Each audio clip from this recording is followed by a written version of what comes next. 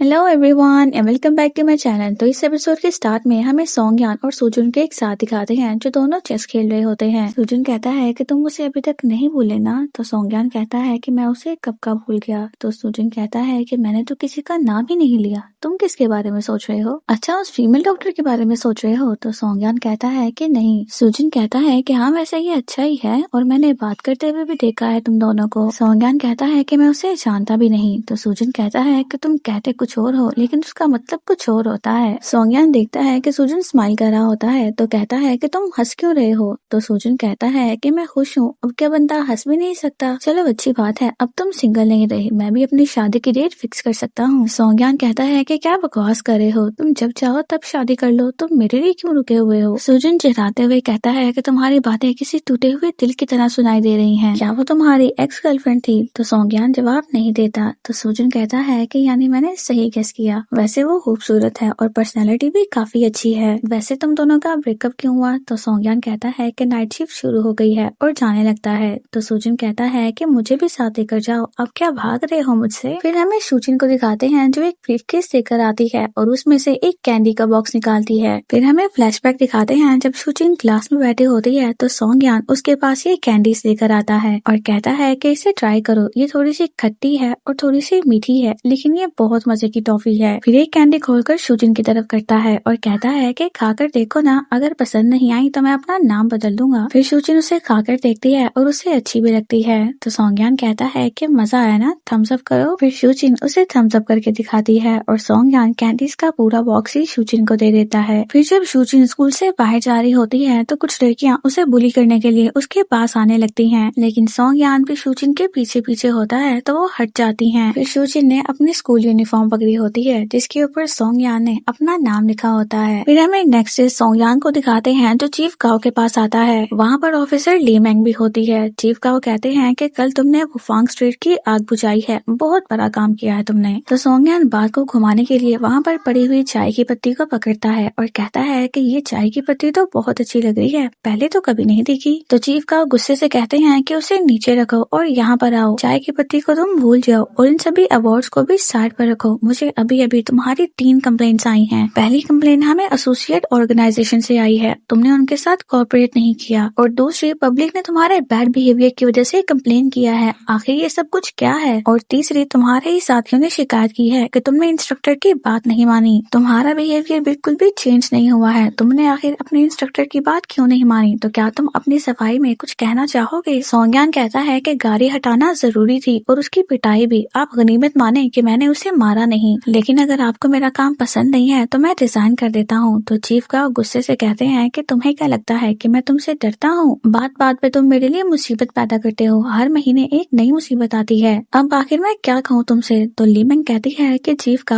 आप मेरी बात सुने, आप गुस्सा ना करें, मैंने सारी इन्वेस्टिगेशन की है। सोंगयान और वुफांग फायर स्टेशन के ऑफिसर्स के बीच में अनबन हो गई थी, लेकिन फिर उन्होंने सोंगयान के प्लान पर काम किया और आग पर काबू पाया। और रही वो कार वाली बात, तो कार के ऑनर से कांटेक्ट नहीं हो पा रहा था और उसने गलत जगह पर अपनी कार पार्क की हुई थी। सोंगयान ने उस वक्त वही किया जिसकी वजह से वो आग तक जल्दी पहुंच सके और मासूम लोगों की जान को बचा सके। तो चीफ गाओ कहते हैं कि तुम हमेशा इसे डिफेंड करती हो और इसी को बचाती हो। तो ली मैंग कहती है कि चीफ गाओ आप हमेशा ऐसे ही कहते हैं, लेकिन आग का सीन एक बैटलफील्ड की तरह होता है, फ्रंट लाइन पर चीजें हमेशा बदलती रहती हैं और सबको खुश रखना मुश्किल होता है। और अगर सोंगयान ने अपनी टीम के साथ आगे बढ़ने का फैसला ना किया होता तो वो छोटी लड़की और लड़का नहीं बच पाते। तो चीफ गाओ कहते हैं कि ठीक है, मैं बाकी 2 कंप्लेंट्स को छोड़ देता हूँ, लेकिन गाड़ी वाला मामला ये फायर फाइटर्स की इमेज के लिए अच्छा नहीं है, हमें इस मामले को सुलझाना होगा। तो ली मैंग कहती है कि हाँ, आप इसे एक रिपोर्ट लिखने को बोलिए। तो सोंगयान कहता है कि अरे मैं पहले भी कर चुका हूँ, क्या दोबारा करना पड़ेगा? तो ली मैंग कहती है कि हाँ, इसका मतलब है कि उतना काफी नहीं था, तो अब तुम दोबारा लिखोगे और वो भी अभी। तो चीफ गाओ कहते हैं कि हाँ, इसे दोबारा लिखने को बोलो, 3000 वर्ड, अगर एक वर्ड ज्यादा या कम हुआ तो इसे फाइन होगा। फिर सोंगयान वहाँ से जाने लगता है और ली मैंग भी उसके पीछे आती है। सोंगयान गुस्से में भी होता है। ली मैंग कहती है कि मैंने सुना वहाँ पर काफी सारे गैस सिलेंडर भी थे जिनके फटने की वजह से खतरा भी हो सकता था, मैं तुम्हें डांट नहीं रही हूँ, लेकिन अगर कुछ होता है तो क्या तुम उसे संभाल नहीं सकते? जान बचाना जरूरी है लेकिन अपनी सेफ्टी को मत भूलो, तुम्हारी टीम जब भी मिशन के लिए जाती है तो मुझे फिक्र होती है। तो सोंगयान कहता है कि मेरी फिक्र करने के लिए शुक्रिया मैडम, अब मैं चलता हूँ। फिर हमें हॉस्पिटल में डॉक्टर यांग और बाकी स्टाफ को दिखाते हैं। स्टाफ बातें कर रहा होता है कि जो नई नई डॉक्टर शूजिन आई है वो बहुत ही कमाल की है और मैंने सुना है वो रिसर्च टीम में भी जाने वाली है। तो दूसरी नर्स कहती है कि किस बेसिस पर? बस इसलिए क्योंकि वो यूएस से पढ़कर आई है, वो अभी भी एक फ्रेशर है और उसके पास इतना एक्सपीरियंस भी नहीं है। तो डॉक्टर यांग कहती है कि शायद इसी वजह से उसे ईआर में भेजा गया है और कुछ देर बाद उसे रिसर्च टीम में भेजा जाएगा। हम तो उसकी कमियां भी नहीं गिनवा सकते, लगता है ये कोई स्पेशल एंट्री है।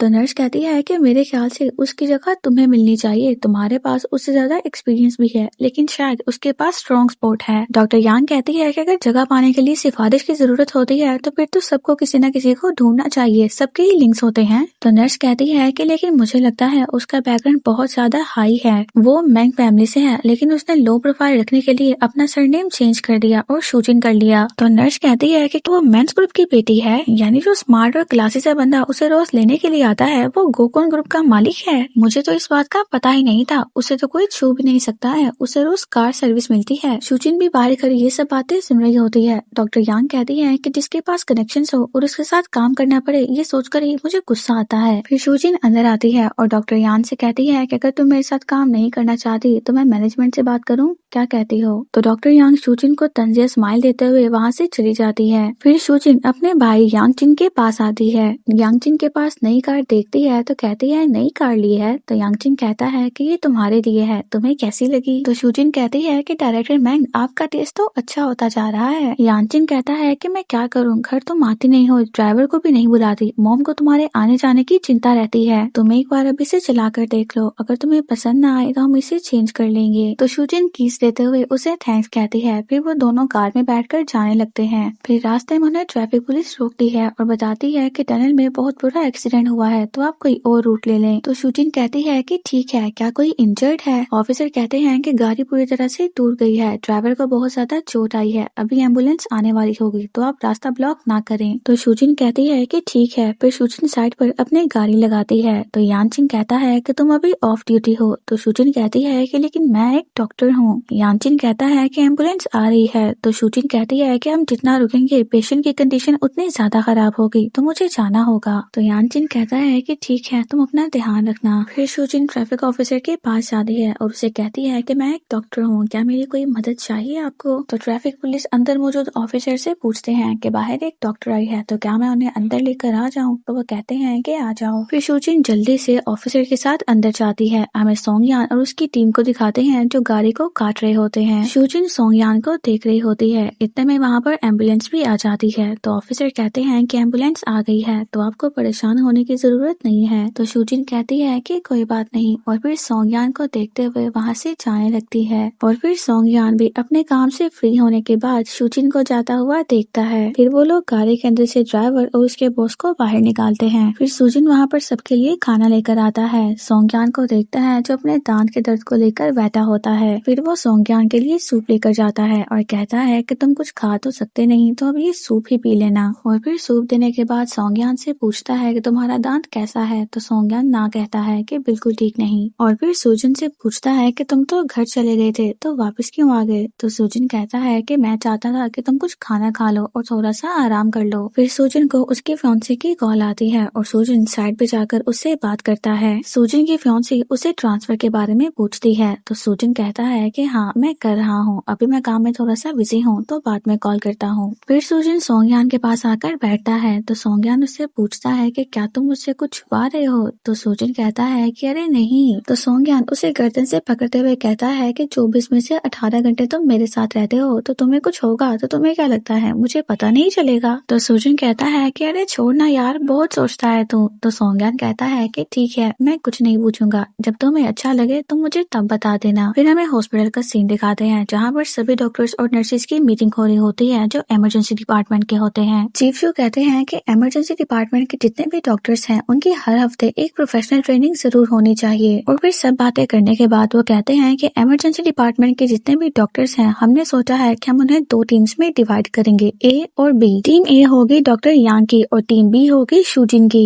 और अपने टीम मेंबर्स तुम लोग खुद ही चुन सकते हो, ये काम मैं तुम लोगों पर छोड़ता हूँ, ऐसे तुम लोगों का काम ज्यादा बेहतर होगा। फिर एक मेल डॉक्टर और 3 फीमेल नर्सेज डॉक्टर यांग की टीम में जाती हैं। तो डॉक्टर यांग कहती है कि चीफ मेरी टीम फुल हो गई है। और फिर शूजिन की टीम में एक फीमेल डॉक्टर और 3 फीमेल नर्सेज आती हैं। फिर जब शूजिन बोर्ड पे टीम बी के मेंबर्स की पिक्चर्स लगाती हैं तो शूजिन की टीम उसे कहती कहती है कि डॉक्टर शू हम अपना बेस्ट देंगे। तो शूजिन बस उन्हें कहती है कि काम पे लगो। तो डॉक्टर लीना भी कहती है कि चलो काम करते हैं। फिर हमें फायर स्टेशन का सीन दिखाते हैं जहाँ पर फायर फाइटर्स की ट्रेनिंग हो रही होती है। सबसे पहले उन्हें फायर में जाने के लिए कपड़े और ब्रीथिंग अपरेटस कैसे पहनते हैं इसकी ट्रेनिंग दी जाती है। सोंग यान सबको देख रहा होता है और फिर वो ज़ेंदापेंग, ली शाओजी और टैंग जी को फेल करता है। यांची कहता है कि तुम तीनों ने सुना नहीं, तुम तीनों फेल हो गए हो तो दोबारा से करो। फिर वो तीनों दोबारा से स्टार्ट करते हैं और जब वो कहते हैं कि हमने कर लिया तो सोंगयान कहता है कि तुम फिर से फेल हो गए। तो ज़ेंदापेंग कहता है कि कैप्टन मैंने सब कुछ लीडर के इंस्ट्रक्शन के मुताबिक ही पहना है। तो सोंगयान ज़ेंदापेंग के पास आता है और उसका ब्रीथिंग अपरेटस को हटाता है और कहता है कि तुम्हें क्या लगता है कि ये ठीक है? जब तुम आग में उतरोगे और तुम्हारा ब्रीथिंग अपरेटस किसी ने खींच लिया तो फिर तुम क्या करोगे? तो ज़ेंदापेंग कहता है कि कैप्टन क्या ये भी कोई खींच सकता है? तो यांची कहता है क्या तुमने सुना नहीं है, बहुत सारे फायर फाइटर्स इसी वजह से मारे जाते हैं क्योंकि विक्टिम ने उनका ब्रीथिंग अपरेटस खींच लिया था, तो इसलिए तुम अपना ब्रीथिंग अपरेटस सही से पहनो। तो सोंगयान कहता है कि जब इंसान मरने की कगार पे हो तो वो दूसरे के बारे में नहीं सोचता। और फिर फायर फाइटर्स की ट्रेनिंग दोबारा से शुरू की जाती है। फायर फाइटर्स अपनी वाटर गन, फायर होर्स और बाकी सभी सामान को लेते हुए बिल्डिंग के सबसे ऊपर वाले फ्लोर पर आते हैं। सभी बहुत ज्यादा थके हुए होते हैं। सोंगयान सबसे खड़े होने का कहता है और उनसे पूछता है कि फायर फाइटर बनने का जिस चीज का सपना है वो आगे आकर खड़ा हो जाए। 3 फायर फाइटर्स आगे आकर खड़े हो जाते हैं। सोंगयान कहता है कि मैं सच सुनना चाहता हूँ, तो मुझे बताओ तुम फायर फाइटर क्यों बनना चाहते हो? तो गिसेंग कहता है कि सर मैं लोगों की जान बचाना चाहता हूँ, मैं लोगों के काम आना चाहता हूँ। बाकी 2 फायर फाइटर्स भी कहते हैं कि मुझे लगता है कि फायर फाइटर बनना बहुत इज्जतदार काम है और फायर फाइटर बहुत ज्यादा महान है। सोंगयान कहता है क्या तुम लोगों को सच में ऐसा लगता है? कुछ दिन पहले वुफांग स्ट्रीट के केस में मेरे खिलाफ बहुत सारी कंप्लेंट्स की गई और तो और फायर स्टेशन के खिलाफ भी बहुत सी कंप्लेंट की गई। कुछ लोगों का कहना था कि क्राउड को कंट्रोल करते करते हम बहुत ज्यादा बदतमीजी से पेश आए और पिछले महीने यांची और उसकी टीम ने बच्ची को नाली से बचाया, जिसकी वजह से उससे और उसकी पूरी टीम से बदबू आ रही थी और 3 दिन तक उनके बॉडी से वो बदबू नहीं गई थी। और जियान ये अपनी माँ से दूर रह रहा है और फायर स्टेशन में काम करने की वजह से 2 साल से वो अपने घर नहीं जा सका है। तो अब ये सब बातें जानने के बाद क्या तुम्हें अभी भी लगता है कि फायर फाइटर बनना तुम्हारा सपना है? क्या अभी भी ये यूनिफॉर्म तुम्हारे जिस्म को झंझोड़ नहीं रही है? बहुत सी कंप्लेंट्स आएंगी, लोगों की गालियां पड़ेंगी, कभी भी किसी को तुम्हारी मेहनत नहीं दिखेगी। अगर तुम्हें फायर फाइटर बनना है तो इस सच्चाई को तुम्हें अपनाना होगा। क्या तुमने कभी सोचा है कि फायर फाइटर साल के 365 दिन अलार्म के बजते ही 24/7 काम पर क्यों निकल आते हैं? फिर सोंगयान सबको शहर देखने का कहता है और पूछता है कि बताओ मुझे तुम्हें यहाँ से क्या दिख रहा है? कोई कहता है कि हम यहाँ से शहर की सड़कें देख पा रहे हैं, तो कोई कहता है कि हम यहाँ से शहर की बड़ी बड़ी बिल्डिंग्स और टावर्स को देख सकते हैं और मुझे इस शहर के घर नजर आ रहे हैं जो अपनेपन और प्यार से भरे हुए हैं। सोंगयान कहता है कि मुझे दिख रहा है लोगों की आंखों में उम्मीद कि हम हैं तो वो लोग सेव हैं और हमारी ट्रेनिंग इतनी ज्यादा टफ क्यों होती है क्योंकि लोगों की आंखों में जो हमारे लिए उम्मीद है वो कभी भी खत्म ना हो। फिर हमें शूजिन को दिखाते हैं जो वुफांग स्ट्रीट पर घूम रही होती है और सोंगयान और अपने स्कूल लाइफ को याद कर रही होती है। फिर हमें दिखाते हैं कि सोंगयान और शूजिन भागते हुए वुफांग स्ट्रीट आते हैं। सोंगयान वॉल पे ग्राफिटी करने लगता है। शूजिन कहती है कि तुम ऐसा क्यों कर रहे हो? तो सोंगयान कहता है कि तुम फिक्र मत करो, ये वॉल वुफांग स्ट्रीट के कल्चर का पुराना हिस्सा है और यहाँ पर ग्राफिटी अलाउ है। सोंगयान लिखता है तो शूजिन हंसने लगती है। तो सोंगयान कहता है कि कैसा लगा? तो शूजिन कहती है कि देखो तुमने क्या लिखा है। तो सोंगयान कहता है कि तुम मतलब नहीं समझ पाई, देखो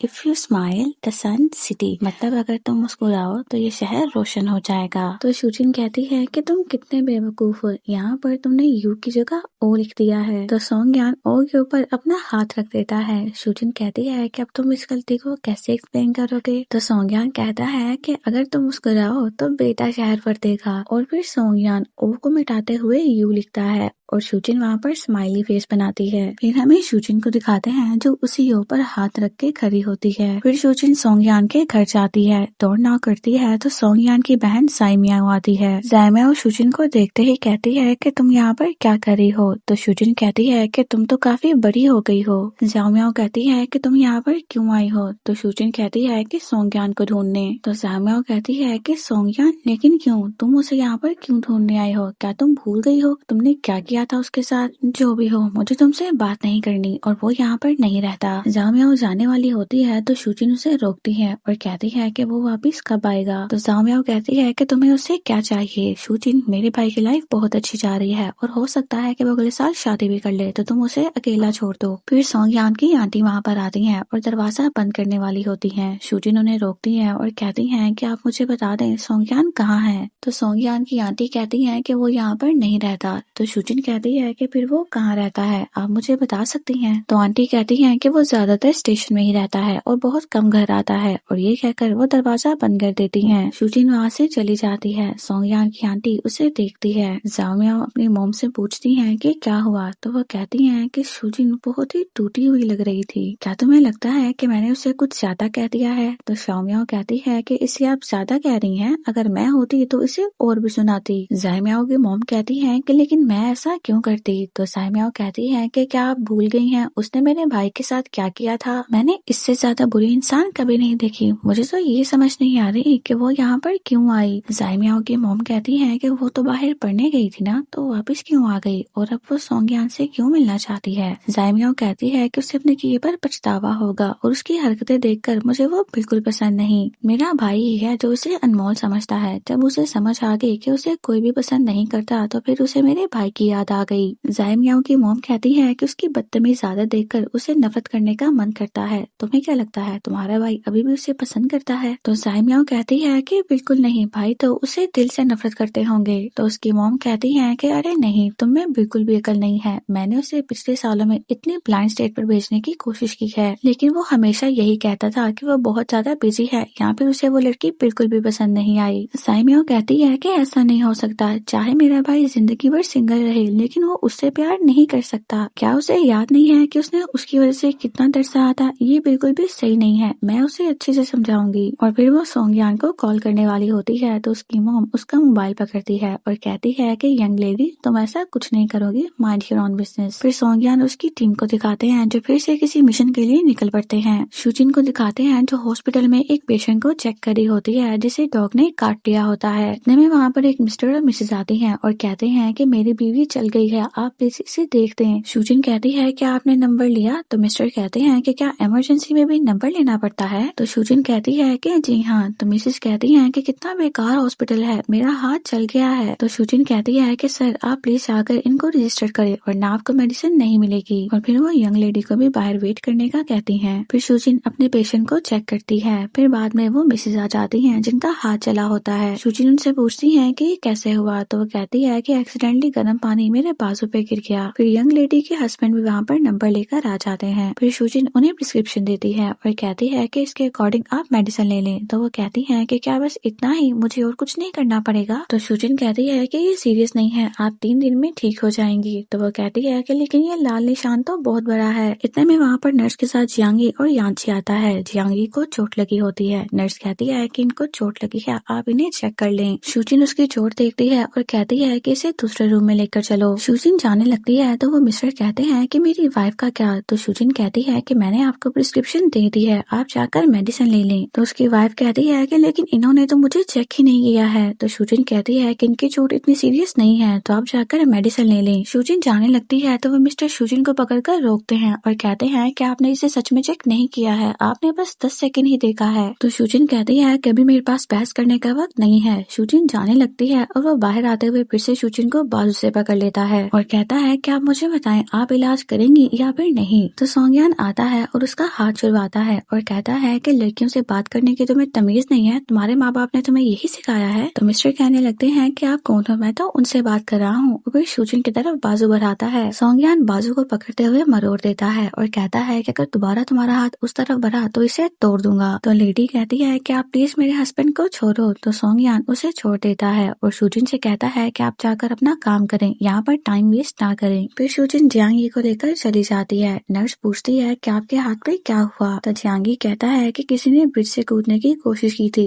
लेकिन हमने उसे बचा लिया और मेरे बाजू पर लग गई। शूजिन कहती है क्या वहाँ पर कोई एम्बुलेंस नहीं थी। तो जियांगी कहता है कि मुझे कोई एम्बुलेंस नहीं दिखी और फिर मेरा कोलीग मुझे यहाँ पर लेकर आ गया। तो शूजिन कहती है कि अगर वहाँ पर एम्बुलेंस नहीं थी तो तुम्हें कंप्लेन करनी चाहिए थी। तो नर्स कहती है कि 1 मिनट डॉक्टर शूजिन, एम्बुलेंस और हम डॉक्टर्स एक ही चीज के अंडर आते हैं। तो तो जियांगी कहता है कि हाँ बिल्कुल, जब किसी पर मुसीबत आती है तो हम ही एक होते हैं, तो किसी पर उंगली उठाने का कोई फायदा नहीं। हम सभी फायर फाइटर्स और डॉक्टर्स एक फैमिली की तरह होते हैं जो सबकी मदद करते हैं। फिर शूजिन इंजेक्शन लगाने लगती है तो जियांगी कहता है कि जरा आराम से, मुझे सुई से डर लगता है, तो जरा देख कर। और फिर जब शूजिन इंजेक्शन लगाती है तो जियांगी का मुंह बन जाता है। फिर सोंगयान को यांची के साथ दिखाते हैं। सोंगयान कहता है कि तुम्हारा दिमाग तो ठीक है ना, तुम्हारे सामने ही वो आदमी लेडी डॉक्टर से बदतमीजी कर रहा था। तो यांची कहता है कि अरे नहीं, ऐसा कुछ नहीं है। सोंगयान कहता है कि अगर मैं वहाँ पर ना आता तो वो तो डॉक्टर पे हाथ उठा देता। तो यांची कहता है कि अरे बॉस, ऐसा तो कुछ भी नहीं हुआ ना। तो सोंगयान कहता है कि वैसे मैं तुम्हारा कहाँ बॉस हूँ, तुम मेरे बॉस हो। तो यांची सोंगयान के पास आते हुए कहता है कि एक मिनट, क्या आप उस डॉक्टर को जानते हो? तो सोंगयान कहता है कि नहीं। तो यांची कहता है कि फिर आप उसके लिए इतना परेशान क्यों हो रहे हो? तो सोंगयान वहाँ से चला जाता है। फिर जियांगी भी नर्स के साथ बाहर आ जाता है। शूजिन बाहर आती है और सोंगयान को ढूंढ रही होती है। यांची कहता है कि आप किसी को ढूंढ रही हैं? हमारे कैप्टन अभी अभी यहाँ से गए हैं। तो शूजिन ऐसे प्रिटेंड करती है कि जैसे वो किसी को नहीं ढूंढ रही और कहती है कि आप लोग जाकर पहले अपनी मेडिसिन ले लें। और फिर जैसे ही वो लोग जाते हैं तो शूजिन सोंगयान के पीछे जाने लगती है। शूजिन सोंगयान तक पहुंच जाती है और उसे पीछे से आवाज देकर रोकती है। तो सोंगयान कहता है कि क्या बात है? शूजिन कहती है कि बहुत देर बाद मिले। तो सोंगयान कहता है कि हाँ, बहुत देर बाद। तो शूजिन कहती है कि पिछले कुछ सालों में सब कुछ ठीक रहा? तो सोंगयान कहता है कि हाँ, और तुम बताओ? तो शूजिन कहती है कि मैं ठीक नहीं हूँ। तो सोंगयान कहता है कि ठीक है, और कुछ कहना है? शूजिन कहती है कि तुमने अभी जो किया उसके लिए थैंक्स। तो सोंगयान कहता है क्योंकि तुम्हारी जगह कोई और भी होता मैं तब भी यही करता। शूजिन कहती है कि और लास्ट टाइम तो तुमने। तो सोंगयान कहता है कि शूजिन तुम कहना क्या चाहती हो? तो शूजिन सोंगयान से कॉफी पे जाने का पूछती है।